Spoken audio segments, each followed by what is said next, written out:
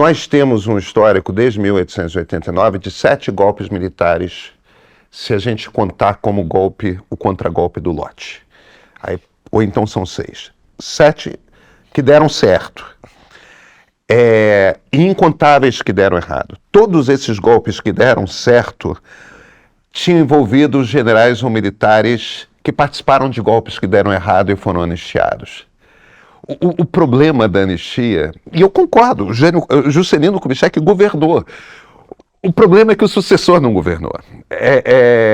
Mas você sabe do caso?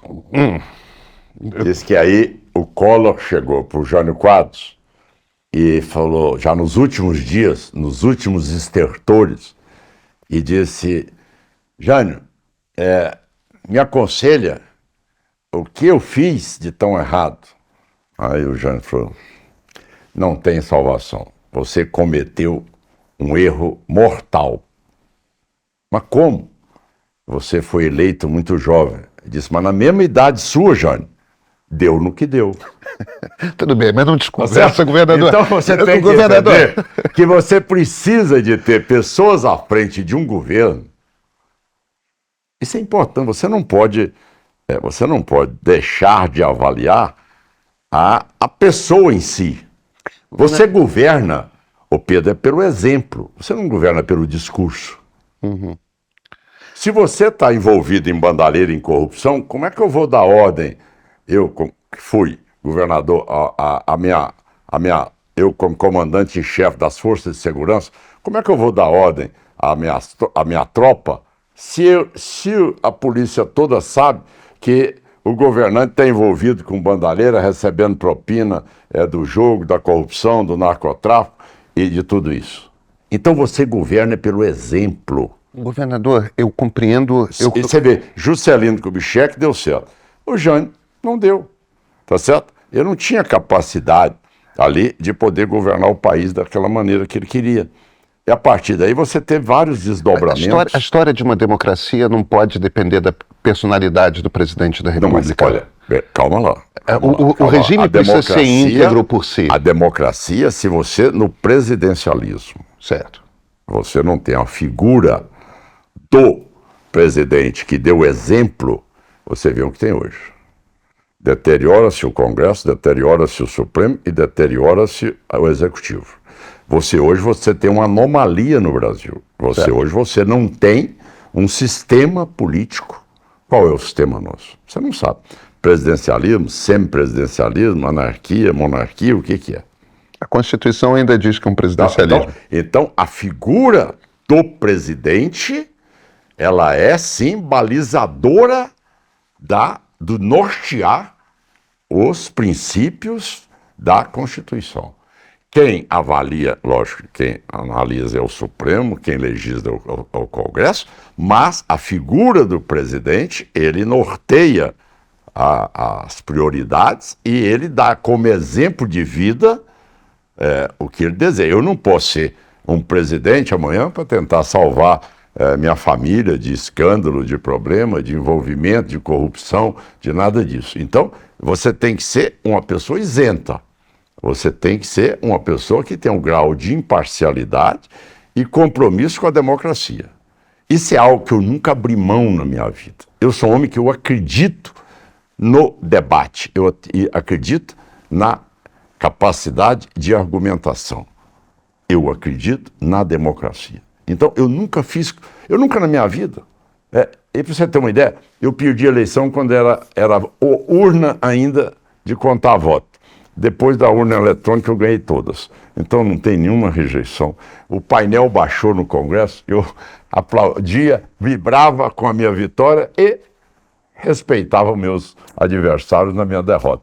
Isso foi. Eu não tenho que brigar com as pessoas. Ô Pedro, eu fui parlamentar, Pedro.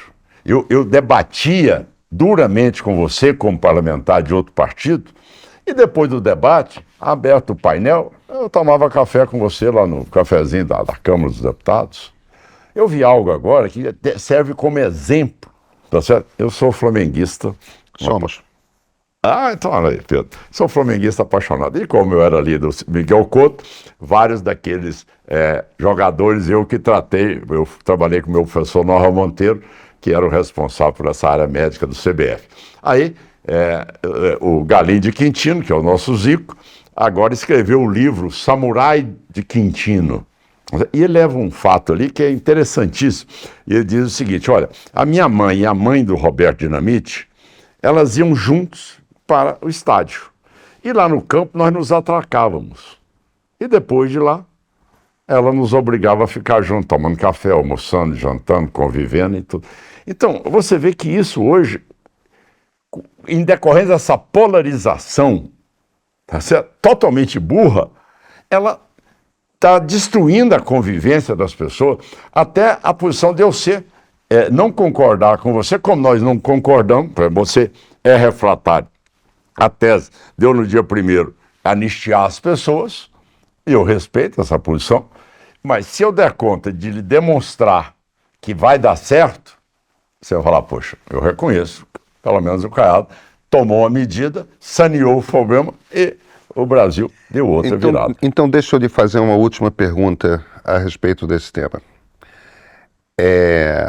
Todas as apostas em Brasília, nesse momento, são de que, até porque já houve indícios concretos disso, de que se o senhor assina, o senhor ou qualquer presidente da República, assina uma graça presidencial para o presidente Bolsonaro, para os generais e para a turma do 8 de janeiro, e com a turma de 8 de janeiro não teria muito problema não, tá? Acho que as penas ali foram excessivas, de quem planejou um golpe de Estado mesmo, não. Mas o Supremo provavelmente considerará inconstitucional decisão do Supremo. O Supremo considerando inconstitucional essa graça para este crime, qual a postura do senhor como presidente? Não, eu não posso admitir que o Supremo sobreponha uma decisão plebiscitária da população. Se eu estivesse escondendo este fato, eu concordo. Eu não estou levando ele para ser debatido. Aí eu omiti na minha campanha e depois eu me arvorei sobre um tema ao qual eu não comuniquei à população. Mas no momento que você tem isso dentro daqueles princípios que você já disse, que será ali um tratamento que darei a esse problema que vive o país neste momento, e que será uma anistia profilática para que possamos voltar a governar em paz, eu não estou infringindo nada. Eu estou levando isso à análise da população. Se eleito, eu estou credenciado. E não existe nenhum nível de poder que sobreponha... Governador, o Supremo é quem decide pela constitucionalidade. Não, ele não decide acima de uma decisão plebiscitária da população. Me desculpa. Se for considerado uma violação de uma cláusula pétrea, claro que sim. Mas não estou violando nada, estou colocando aquilo que aqui foi colocado, com muita tranquilidade. Olha, eu não estou inventando nada depois do dia 1º, eu estou dizendo que eu vou pacificar o país. Qual é a medida que você pacifica? Provocando anistia ampla, geral e restrita, que já foi dada ao país anteriormente e a outros anteriormente. Vou pacificar o Brasil, eu não estou inovando nada. Eu estou simplesmente tirando o Brasil da polarização. Você tem que entender uma coisa, tem quem queira continuar com a polarização. Respeito. Se eu perder, a polarização vai continuar. O Brasil já dá o que falar, imagina 5 deles. Do ponto de partida da série Nós Brasileiros, a gente mergulha em todos os nossos Brasis. E os primeiros comentários já dizem bastante. Muito bem feito e revelador do quanto não sabemos sobre nós mesmos como brasileiros. Teve também quem destacasse o nosso olhar honesto, sem simplificações, transformando um tema complexo em algo leve e direto. É o que a gente sempre busca por aqui. Argumentos, não dogmas. O Brasil, ele não cabe numa única leitura. O erro é insistir em explicar o país sempre do mesmo jeito. Quer conferir? O primeiro episódio, A Sociedade, já está disponível no streaming do Meio. Vale muito mais do que 15 pilas ser premium no canal Meio. E olha, não fui eu quem disse isso, hein? Mas eu posso ir além e te dizer que se você quer realmente entender o país, tipo, de verdade, ainda mais nesse ano de eleição, esse é o seu ponto de partida. Assina o premium e assista agora.